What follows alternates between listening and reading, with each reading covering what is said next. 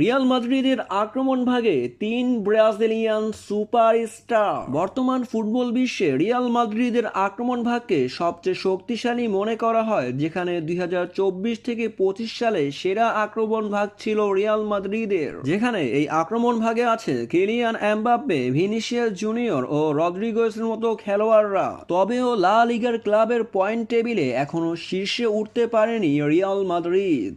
Real মাদ্রিদের শেষ ম্যাচে জয় পেয়েছিল রিয়াল মাদ্রিদ 1-0 গোলে। তবে এই ম্যাচের পরেই জানা গেল বড় দুঃসংবাদ, যেখানে রিয়াল মাদ্রিদের সবচেয়ে গুরুত্বপূর্ণ খেলোয়াড় কিলিয়ান এমবাপ্পে এখন ইনজুরিতে। বাঁ পায়ে চোট পেয়েছেন এই ফরাসি তারকা। তবে কবে ফিরবেন মাঠে এ নিয়ে পুরোপুরি জানা না গেলেও 3 সপ্তাহ লাগতে পারে এমনটাই আভাস পাওয়া গেছে। তাই তো এবার কিলিয়ান এমবাপ্পের জায়গায় কোন খেলোয়াড়কে খেলাবে এ নিয়ে প্রশ্ন উঠেছে।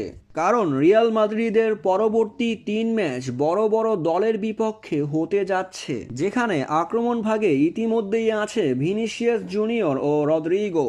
তবে এবার এই দুই ব্রাজিলিয়ান তারকার সাথে যোগ হতে যাচ্ছে ব্রাজিলের আরেক তরুণ তারকার এন্ড্রিক। রিয়াল মাদ্রিদে এবার দেখা যাবে 3 ব্রাজিলিয়ান তারকাকে একসাথে আক্রমণ ভাগে খেলতে।